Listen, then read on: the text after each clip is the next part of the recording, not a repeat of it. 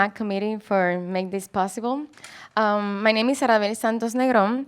I am a visual artist, educator, and museologist, and I am working at the Museode Arte de Bayamón since 2010. I first started as a tour guide, then I became the education officer, and since 2016, I am the director of the Museo. So I want to talk about the Museo, about his public service institution and a tool for social and solidarity outreach to neighboring communities. This is not working. Thank you. Gracias. So where is Bayamón? Bayamón is here. I know that many of you know where is Puerto Rico, but I want to know a little bit of our city. So this is Bayamón. It's in the north area of Puerto Rico. And the Museo is over here. Here, exactly. So the Museo de Arte de Bayamón is a public institution located in the town of Bayamón, which is in the north of the island of Puerto Rico. As she said, is part of the Municipality of Bayamón and the Government of Puerto Rico. It is my interest to narrate about the experience of the Museo and its social and supportive approach to the surrounding communities. To achieve this, I wish to highlight three main themes in this presentation. First, the challenges and benefits of being a public institution, education at the museum always for the community, and exhibits that create community ties or bonds and identity. Al lado, le sigo dando al que no es, sorry. Okay, so I would like to share a brief historical background for contextualizing. The Museo Arte de Bayamón has been in existence for 32 years. It was built in the 90s and inaugurated on the 1991 as part of the set of educational spaces that make up the Luis A. Ferré Science Park, a unique thematic and specialized science park conceived by the municipal administration at that time. In those years, the museum was only a facility that housed a reproduction of the great paintings of recognized artists, particularly European. Since 2003, with the purpose of developing a local artistic legacy, the museum has changed its orientation and began to acquire and exhibit original works of Puerto Rican artists. Since then, its name changed from just the Museo de Arte to the Museo de Arte de Bayamón, MIB, a museum in the heart of the city with a collection of representative works of the most outstanding national artists. So let's start with the challenges and benefits of being a public institution. But first, let me review what is a public institution. It is a space designated for public services, which refers to be all those activities carried out by the state agencies or under the control and regulation of the state, whose objective is to satisfy the needs of a collectivity while guaranteeing equality among citizens. As a public service institution, the Museo has undertaken the great mission of developing and maintaining a solid program of exhibition and educational projects that are accessible and beneficial to the neighboring communities for their knowledge, appreciation, and identification. However, like any institution, there are challenges and benefits. Therefore, I would like to highlight the most important challenges, some of them, we have many, but one of them is the history. It is one of the greatest challenges is to be able to sustain a regional museological operation within a panorama that contains few historical references beyond the outstanding memorabilia museums or house museums to use as model. The history of art museums in Puerto Rico is young, and although in comparison to other countries, and although regional museums exist and have existed, they are affected by changes in government administration, as you may know, which hinder or accelerate their gestation and or conservation. This has not been necessarily the case of the Museo de Arte de Bayamón, since the administrative approach has been consistent for the past 40 years. But it's worth noting that the lack of these historical references in this town, and other towns in Puerto Rico, affects in many ways. For example, in the designation of specialized positions for the museological operation, since they never existed before, and their creation requires effort, education, and projection into the future. So the next challenge is the space or the facility. We are a small, intimate museum, so infrastructure will always be one of the greatest challenges. I think that in any museums and in any institution, given that the collection continue to grow and while space is needed to exhibit, it is also necessary to have a space to store and to carry out the educational activities that maintain the relevance, pertinence, and appreciation of these collections. At the same time, the staff has been growing, which also implies a need for location for the distribution of work or new works. Also, the third challenge is the commitment to arts and culture. It is important to have a municipal administration that has a real and sustained commitment to the museum's cultural and social endeavors, which goes beyond generating exhibits and programs that are well received by the audience. The municipal administration is not only composed of the mayor and his agency heads, which is what is usually thought, but there is a legislative assembly that endorses and formalizes in public hearings the initiatives that the museum generates. This assembly is made up of people of diverse ideologies and cultural perspectives who are elected every 4 years, as well as the mayor himself. This is often a big challenge, especially when the members of this collective are not necessarily oriented with the cultural endeavor. The museum's ability to continue its work depends to a great extent on a good municipal administration, especially in times of crisis or emergencies, such as the passing of several hurricanes and during the pandemic. So let's now highlight the benefits, which are the same challenges: the history, the space, and the commitment. So in the first instance, the challenge we have with the scarcity of historical references of regional art museums is also a benefit if we look at it from the point of view that the museum is emerging and serving as an example to follow for other cultural initiatives in the same town and for other towns in Puerto Rico as well. I can testify to the interest that there is in maximizing the operation of the museum from the municipal administration and how it can serve as a model for other projects in the city. Also, being an intimate museum, talking about the facilities, it gives us the advantage of having a constant connection and communication with the people who drive the museum. This allows us to work as a team that is in the same page, that we know in detail what we have in our hands and where we are headed. At the same time, this familiarity and camaraderie within the museum team transcends the community that visit us. Families, children, students, adult artists, professionals, among many others. Since these audiences are made to feel the same way, they are our part of this cultural work that is for and by the citizens of Puerto Rico. Likewise, the need for facilities to carry out certain activity has prompted us to make use of unused areas that take advantage of the space we have around us, such as the natural area surrounding the museum.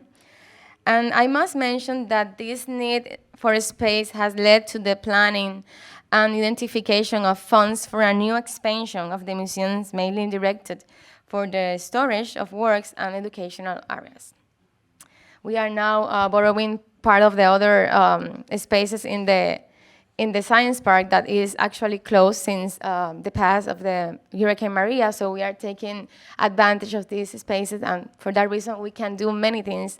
But the Science Park now will be under the administration of, like not a private, it's like a rent. The municipality is rented the park for other administrations, so we have to imagine what can we do after that happen, okay? So now we can do many activities because we are using other spaces, but the museum doesn't have that space.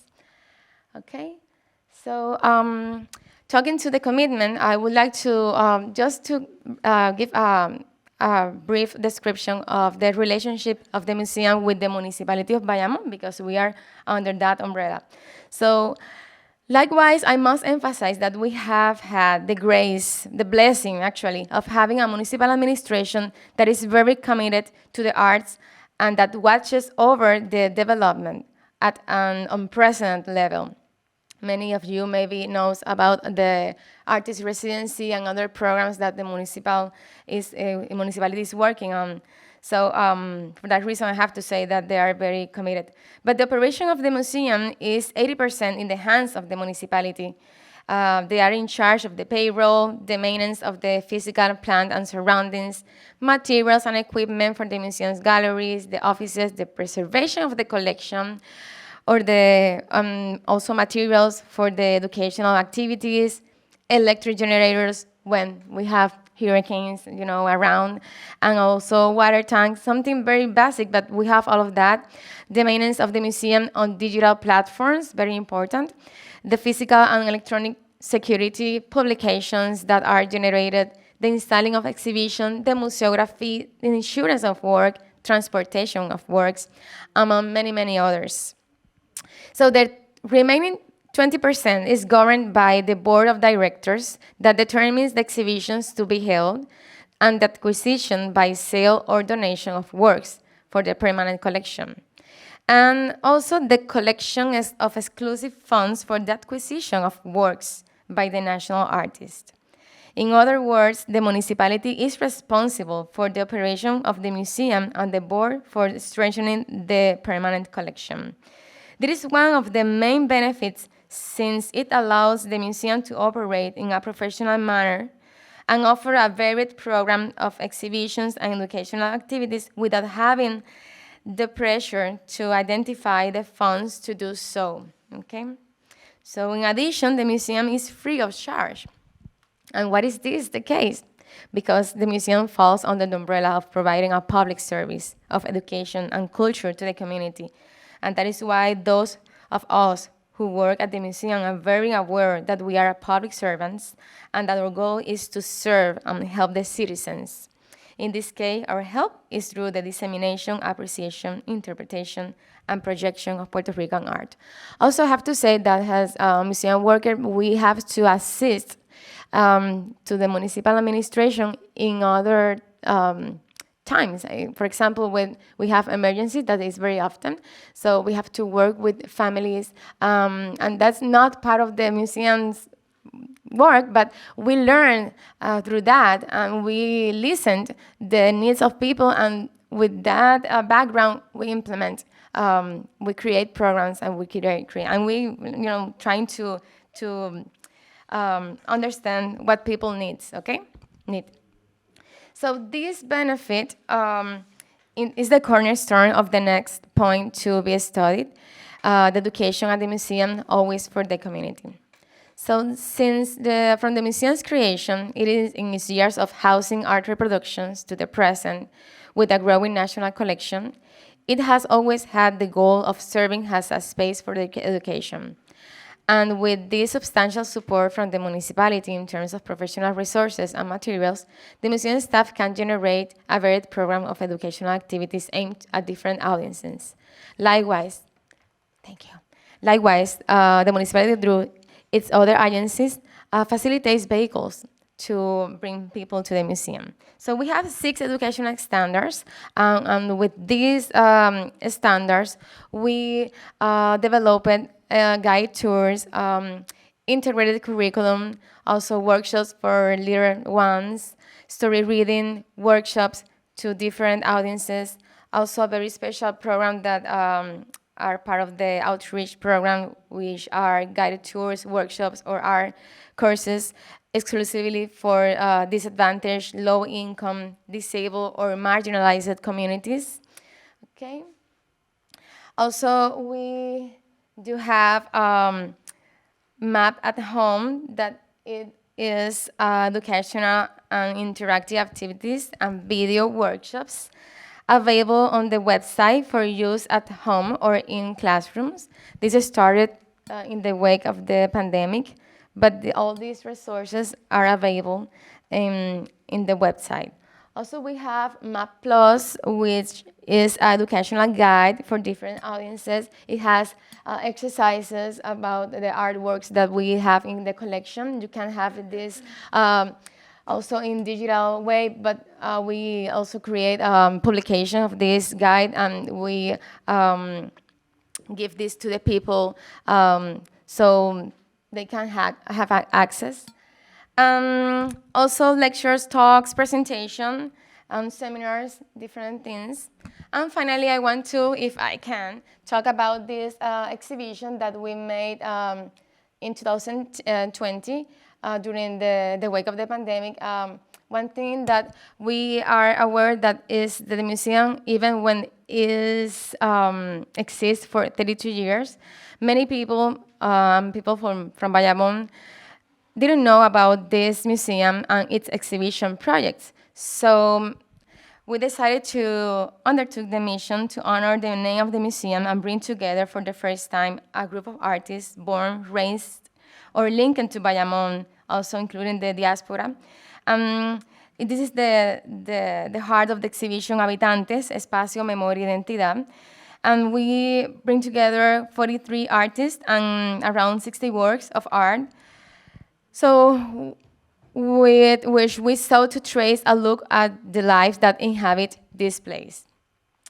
So this exhibition, in addition to generating a profile of the citizen in general and the citizen of Bayamón, was the key to welcoming to the museum's relatives, neighbors, and friends of these artists, linked to Bayamón, people who were equally unaware of this museum, which bears the name of the city they live in. Okay. So also I have to say that this exhibition was the key factor in acquiring many of the works by women artists from Bayamón so that they could become part of the museum's permanent collection. Thus, between 2019 and 2022, the museum was able to acquire 34 works by women artists, mostly from the city, through sales and or donations. And it is that since its beginnings, part of the museum's vision is that being committed to achieving greater presence of women artists in its collection, a fact that led it to designate a gallery that commemorates the struggles from the women's equity in artistic practice.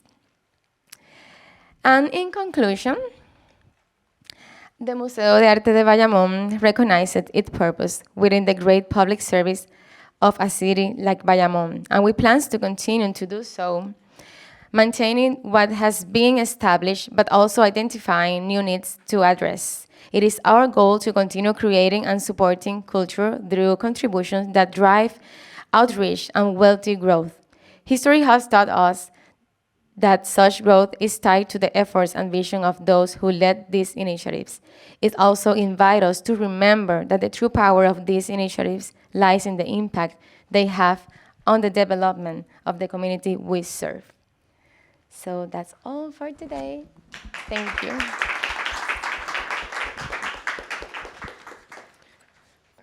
I suppose it's now evolved into a comment.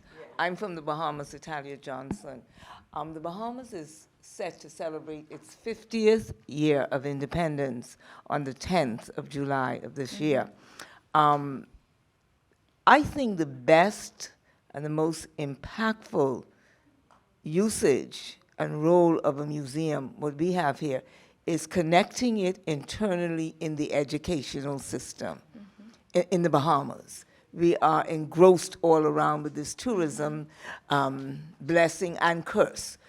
But what we find, to my observation, I don't think we were really ever taught our history. To me, that is a tremendous void in the Bahamas.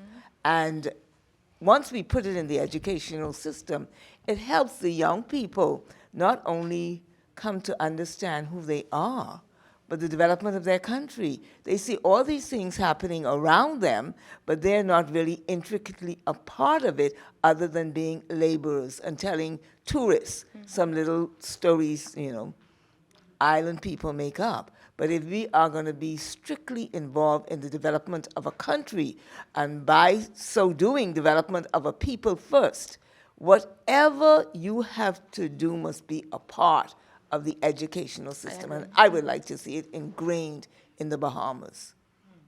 Thank you. Questions? No? Comments? Sure. Go ahead. Have you felt, I also work for a government-funded organization, so I'm wondering if you have felt any tension between what you want to present versus what you think you must present as a government-funded institution, particularly around politics in Puerto Rico. Has there been anything that you wanted to do that you felt like you shouldn't or couldn't? Not necessarily. Maybe my most struggle is with when I have to present, we want to buy some artwork, and we have to go to the assembly. To be honest, so many people don't understand what they are looking at. So you have to be prepared to explain why this is important and why this is not like buy a share or a computer. So it's not who offered the best, price. It's because it's art. So that is the main struggle when we want to make justice, as I was saying about the collection, trying to bring that equity, and sometimes it's very hard in that case. But in case of the exhibitions, in my experience, I didn't have any problems. Even when we want to work with the community, because the municipality has to work with the community, so we are the doors open to do that. So in that case, we are good. Is there any bias against grassroots artists? Is there any bias against grassroots artists when you're trying to present to your board with regard to acquisitions? Like, do they tend to go to, they want a named artist rather than up and coming new individual who's trying new things? Is that a trend, or No, are not they quite open-minded? No, well, sometimes they didn't know anything, so I would prefer that, or maybe if they know of someone, is someone that is already at the museum collection. So we're not aiming to still buying the same artist. We want other artists to nurture that collection. So yeah, for now, it's just, I think that the main problem is the knowledge. Sorry for that. I've been recording. So I have a policy question for you, because I think even though they're your government and because of what the municipality's responsibilities are, that it opens doors for you. But what about like writing policies in place to protect your collection? Because in very many ways, collections become, if there is a crash, God forbid a crash, then collections can get sold in a heartbeat. Yeah. So my question for you is really around, are you able to develop policies? Yes. Or is there an oversight that prevents it? Okay. We have already policies. We were talking a few minutes ago about that, to protect the collection, because we know that now we have this good administration, but we don't know what could be in the future. So we have to be honest with us, because the collection is part of the citizen of Puerto Rico, not only from Bayamón, so we have to do things to protect it. So we have regulations and policies that is like a manual, a guide to what to do and what not to do. And I feel a little bit comfortable with that, because if many years comes, and new administration will be there, I think that the collection will be protected. So even if they have another vision, so there's other rules we have. Do we have any questions, any comments? All right. Thank you you. so much.